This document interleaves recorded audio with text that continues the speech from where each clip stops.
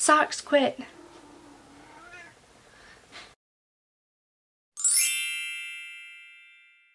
Good morning guys and welcome to my channel. If you've been here before, welcome back! So, today we're going to be talking about some college advice that I have curated for you guys. This isn't necessarily just like a freshman year college advice, it's just like college advice overall.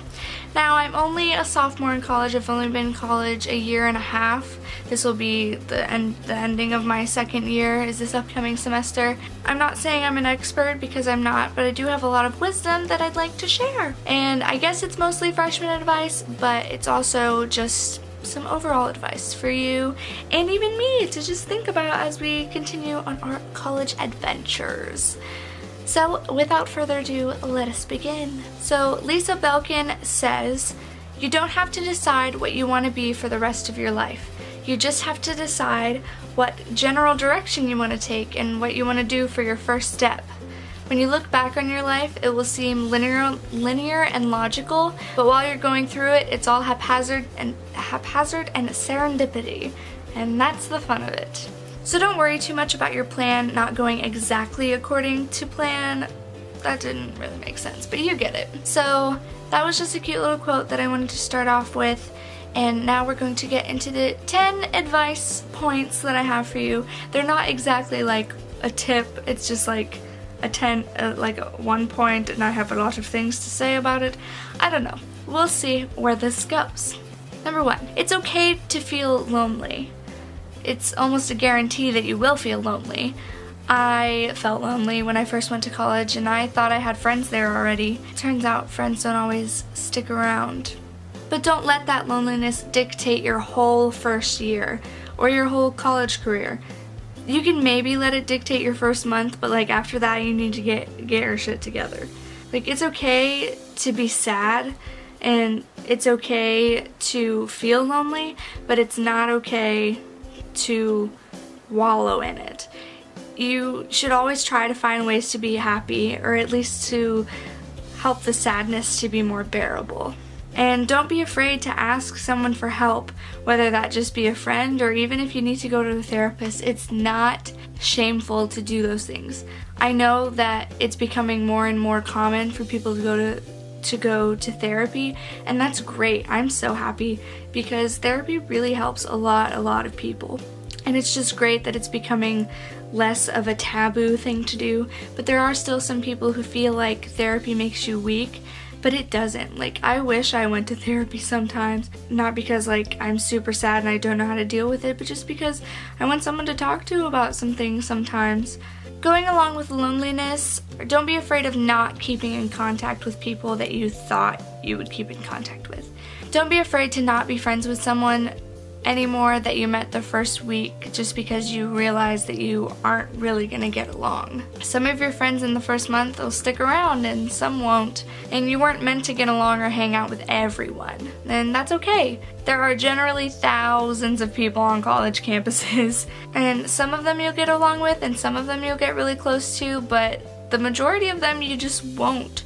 And if someone treats you poorly, don't be afraid to put your foot down. Like, don't put up with that. You deserve to be treated right and to spend time with people who make you feel strong and happy and worthy, cared for, and confident. If anyone is making you feel anything less, let them go. Only surround yourself with people who lift you higher, and in turn, you should do your best to lift them higher too. And that goes for people in high school too. Like, if when you graduate high school, your whole friend group, maybe there's like 6 of you, and maybe not all of you will keep in touch, and that's really okay. I keep in touch with 2 people from high school, and I love them very much, but there's only 2 of them, and I had a lot of friends in high school, or at least I thought I did. Going along with friends and loneliness, make sure to keep in touch with your family. Call your parents once a week or once a month, or just call them. Send pictures to your grandparents. Just let them in on your life because they are the people who will be there for you. And if your family isn't like that, try to find people that will be your family. Maybe it's those friends from high school. Get involved in some sort of organization on campus that makes you look forward to something every week. For example, I go to a place called Christian Student Fellowship, CSF, and every Tuesday they have a worship night, and it's great, and I look forward to it every week. I'm also a community group leader, and on Thursdays we come together and we talk about the Bible and we talk about Jesus, and it's just really awesome. So every week I have Tuesdays and Thursdays to look forward to. I have people to hang out with, and I have people that love me and care about me, and it's just really fun to be able to look forward to something. And if you go through your weeks not having anything but classes, that first of all will get really boring, and second of all, you're not going to always look forward to your classes, so that isn't the best course of action for that. We're going to move into more studies types of things. Make sure to plan your schedule around how you work the best. If you do your best work in the morning, schedule your classes for the morning, because that'll be the times that you can pay attention and really get something out of the class that you're taking. For me, I have to get up an hour and a half before my class, and there's absolutely no way that I'm getting up before 7:30, so that makes 8 a.m.s out for me. I can't do 8 a.m.s. So I schedule 9, 10, or later, and I always try to get my classes done before 2 at the very latest. I do have a night class this semester, but we'll see. Make sure you do anything to ensure that you go to class, pay attention, and do your very best work, because that's what really matters when it comes to your studies. Engage with your professors. Go to their office hours, raise your hand in class, answer questions, and ask questions. And the more that you talk to your professors like they're people, the more like people they will act, if that makes sense. The more that you talk to them like they're people, the more likely that they'll like you and that they'll help you out with something in the future. Maybe like a recommendation or something. Kind of going along with this, but kind of also the opposite of this, don't focus too hard on your studies. I'm not saying disregard them, you should definitely work, because that's what you're there for. Go to class, rock the exam, finish that essay, but don't tear yourself down about a low grade, and that in the end doesn't really matter all that much. And don't forsake your friends over homework, because it's never worth it. One of the things my professor said once is that it's okay to skip homework to do something that will benefit you in the future. For example, if there's a convocation for your major and you have a ton of homework but the convocation is that night, it's okay to go to the convocation, because there you can meet people and you can network, and you'll have a better chance of meeting people in that department than if you were just sitting in your dorm room doing your homework. Study abroad or study away or study any and everywhere that you can. It's really so worth it, even if it's just for a week or two. There are a lot of scholarships for these things too, so don't let money be a thing that holds you back. And make sure you stay on top of your studies to qualify for these scholarships. I studied away in DC last summer, and it was really one of the best experiences of my entire life. I fell in love with Washington, DC, and I really want to go back and live there and spend some time there and get to know the people and see about the government. Like, sometimes it's a little scary, but DC is literally so cool. And that's all from being there for a 2-week class over the summer. I'm gonna study abroad for a semester in England, and during that time I'm gonna travel and go to lots of different places, and I'm literally so excited just to do that. And I'm gonna learn about Shakespeare and get to go to the Globe Theater, and how cool is that?